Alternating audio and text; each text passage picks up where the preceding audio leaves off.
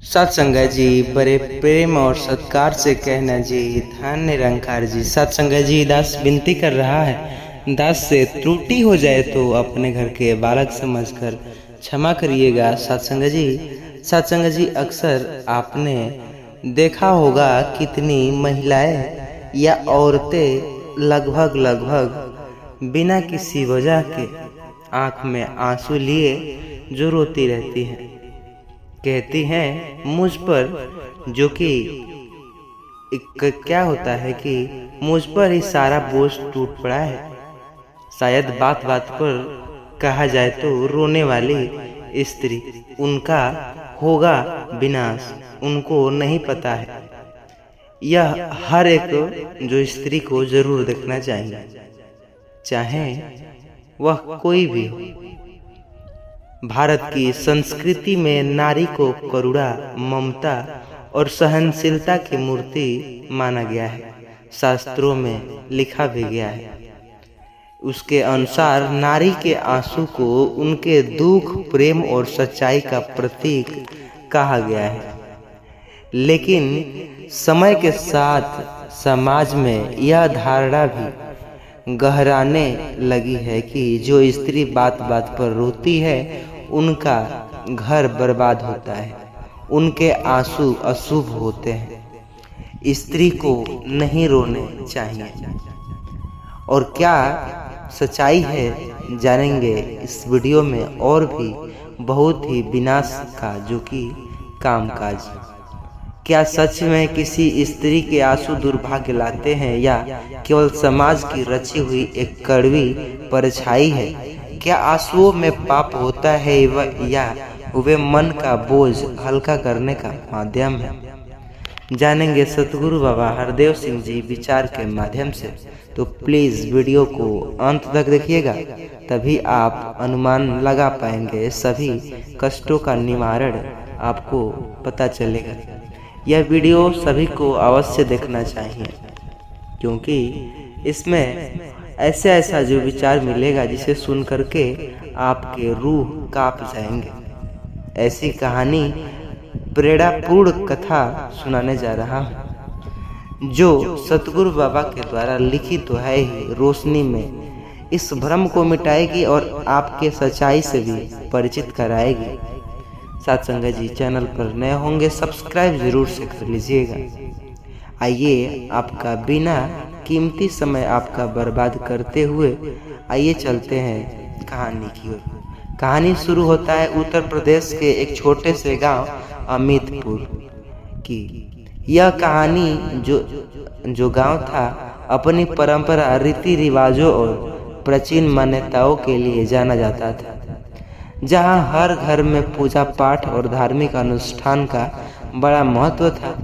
अमितपुर में रहते थे राम सिंह और उनकी पत्नी सावित्री। सावित्री बेहद कोमल हृदय की स्त्री थी।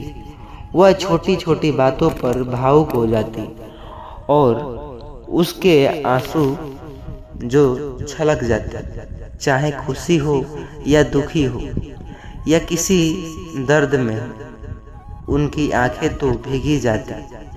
लेकिन गांव की अन्य स्त्री सावित्री के आंसुओं पर ताना कसती, कहती इसकी तो किस्मत ही खराब है, दिन रात रोती रहती, इसके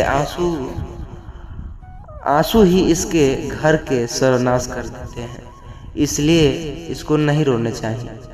यह सुनकर सावित्री की सास जसोदा देवी भी उसे डांटती, कहती बेटा अपने आंसू रोक कर करो, रोती रहोगी तो घर में लक्ष्मी रूठ जाएंगी। आंसू अशुभ होते हैं, स्त्री को कभी रोने नहीं चाहिए, घर की बरकत भी चली जाती है। राम सिंह अपनी पत्नी से प्रेम करते थे, पर समाज और घर वालों की बातों से भी परेशान हो उठते थे। एक दिन सावित्री की आंखों में आंसू बहते हुए उसने अपने बेटे राकेश को स्कूल जाते देखा। अचानक राकेश का पैर फिसला और गिर गया। हल्की चोट आई, पर गांव की औरतों ने इसे अशुभ मान बैठे। देखो, आंसू अशुभ होते हैं, अब इससे घर पर संकट तो आएगा ही। सावित्री की मन ही मन दुखी हो उठी। क्या सच में उसके आंसू अनिष्ट थे? सतगुरु बाबा हरदेव सिंह जी का अब आगमन होता है। आइए जानते हैं क्या सच में ऐसा कुछ होता है। कुछ महीनों बाद गांव में सतगुरु बाबा का सत्संग हो रहा था। बाबा के प्रवचन में गांव के सैकड़ों लोग एकत्र हुए थे। प्रेम, करुणा, सच्चे ज्ञान की बातें चल रही थी। सावित्री और राम सिंह भी वहां पहुंचे। बाबा के चरणों में बैठकर उन्होंने जो अपनी पीड़ा रखी। बाबा जी, क्या सावित्री के आंसू सच में घर का सर्वनाश, चाहे वो कोई भी स्त्री क्या घर का सर्वनाश करती है क्या बाबा? क्या आप आंसू पाप है? बाबा तो हंस पड़े, बोले, प्यारे, आंसू न अशुभ होते हैं न जो शुभ। आंसू हृदय की कोमलता का प्रतीक है। अगर आंसू अशुभ होते तो माँ के ममता के आंसू भी पाप कहलाते। दुख तब होता है जब हम आंसुओं को कमजोर मानकर डरने लगते। आंसू को दोष न दो, अपने कर्मों को सुधारो। ये बात अलग है कि किसी स्त्री को घर में पीड़ा दी जा रही हो, रोती हो, बिलखती हो, तो कभी यह सच्चाई है कि उस घर में कभी जो धन का बरकत नहीं होगा, हमेशा लक्ष्मी उस घर से मुंह मोड़ ही रहती है। यह शास्त्रों में भी लिखा गया है। स्त्री के आंसू दुर्भाग्य नहीं लाते। स्त्री तब आती है जब हम अंधविश्वास में जीकर सच्चाई से मुंह मोड़ लेते हैं। बाबा जी के प्रवचन ने गांव वालों को सोच बदल दी। सावित्री को अब आंसू बहाने पर दोष नहीं देते। राम सिंह को भी सच्चाई का ज्ञान हुआ।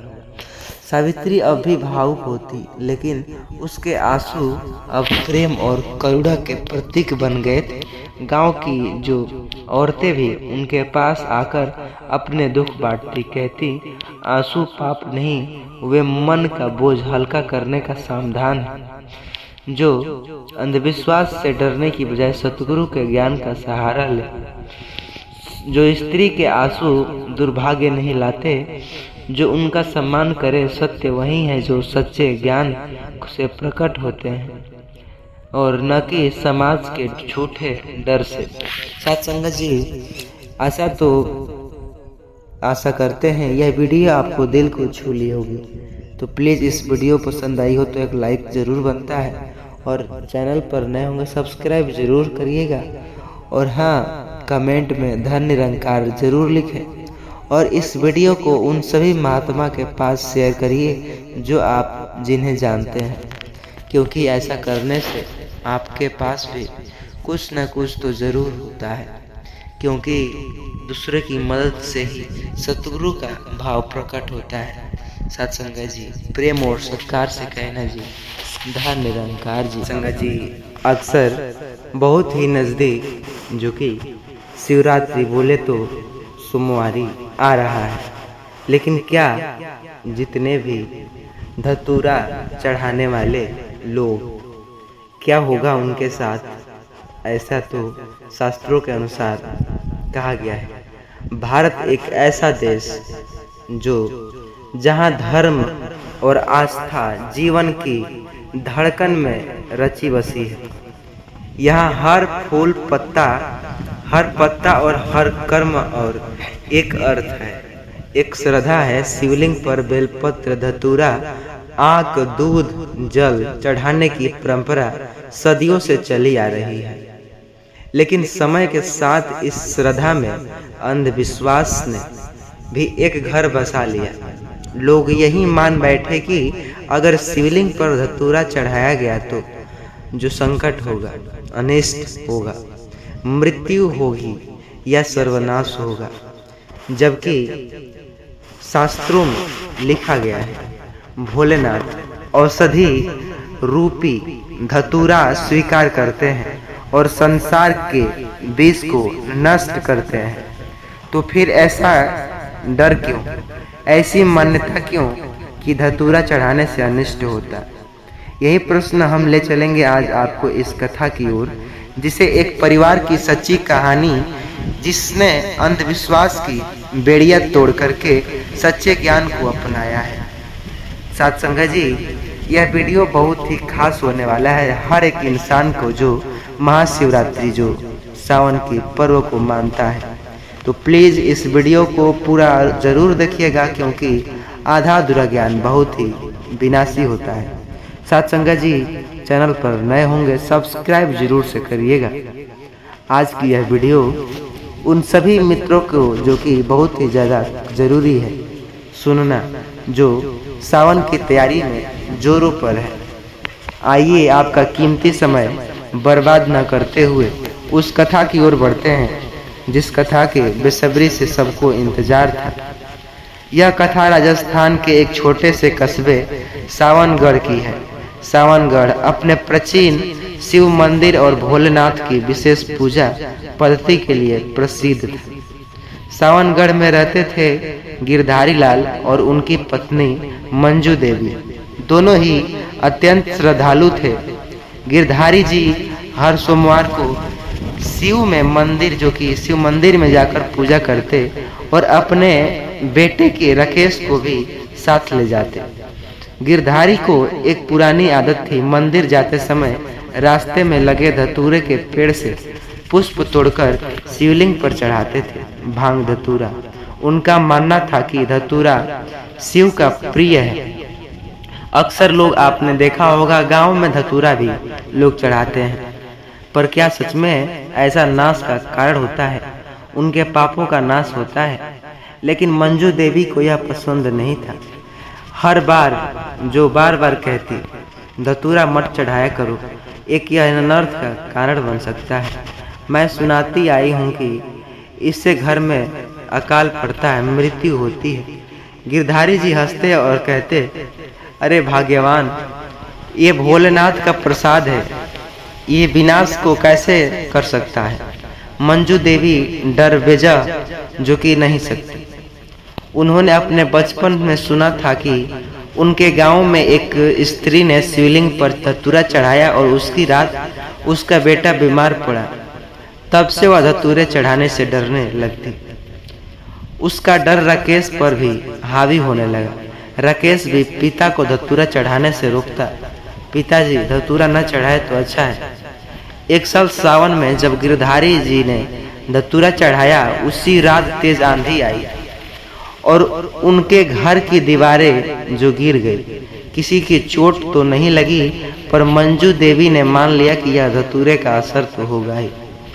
गांव वालों ने भी चर्चा शुरू हो गई, देखो धतूरा तो चढ़ा रहा है, अनर्थ तो हुआ न।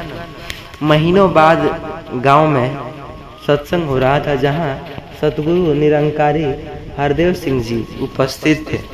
सत्संग सुना रहे थे। बाबा वे शिव भक्ति और अंधविश्वास पर प्रवचन दे रहे थे। प्यारे भक्तों, शिव तो अनंत है, निराकार है। वह न फूलों से रुष्ट होते हैं, न पुष्पों से प्रसन्न। श्रद्धा ही सबसे बड़ा पुष्प है। धतूरा, बेलपत्र, आक, ये सब प्रकृति की देन है। शिव इन्हें इसलिए स्वीकार करते हैं क्योंकि यह विषहर होते हैं। याद रखो, अनिष्ट हमारे कर्मों से होता है, अंधविश्वासों से नहीं। सत्य से दूर जाकर जब हम डर में जीतते हैं तो तभी विनाश होता है। बाबा जी के जो इस कथन सत्संग से गांव के लोग जागरूक हुए। गिरधारी जी ने, मंजू देवी ने बाबा से प्रसन्न किया। बाबा जी, तो क्या धतूरा चढ़ाना पाप नहीं है? बाबा हंसे और बोले, पाप श्रद्धा में नहीं होता, पाप छल कपट, हिंसा और मोह माया में होता है। बाबा जी ने गांव वालों को बताया कि उनके घर की दीवारें बारिश से कमजोर हो चुकी थी, इसलिए गिरी, न कि धतूरा चढ़ाने से। धतूरा उनका कारण नहीं है। बेवजह अनगिनत आप फैसला ले लेते हैं। गिरधारी जी, मंजू देवी ने मिलकर गांव के एक नया शिव मंदिर बनवाया, जहाँ सोमवारी पर भीड़ लगती। सच्चे जो सत्संग करते, वहाँ सच्चे ज्ञान का सत्संग होने लगा। वहाँ लोग बेलपत्र, धतूरा, आग चढ़ाने, लेकिन बस श्रद्धा से विश्वास, जो अंधविश्वास छोड़कर गांव के बच्चों भी सीख लगे। शिव निरंकार, उनकी पूजा डर से नहीं प्रेम से करनी चाहिए। अक्सर यह वीडियो आपके दिल को छू ली होगी तो चैनल को सब्सक्राइब करिएगा और इस वीडियो को अन्य सभी मित्रों के साथ शेयर जरूर करिएगा, ताकि वो भी बेलपत्र का जो कि जान सके सत्संग। अक्सर आपने देखा होगा घरों में अक्सर छिपकलियां आपको दिखने को मिलती है। कहते हैं यह भाग्य का किस्मत जो बदलने की जीव है। कई लोग कहते हैं कि ये जिसके घर में पाई जाती हैं, मानिए तो ये उस घर को जो सभी दुखों से मुक्त करती है। भारतीय संस्कृति में हर जीव जंतु के साथ कोई न कोई मान्यता कहानी जुड़ी हुई होती है।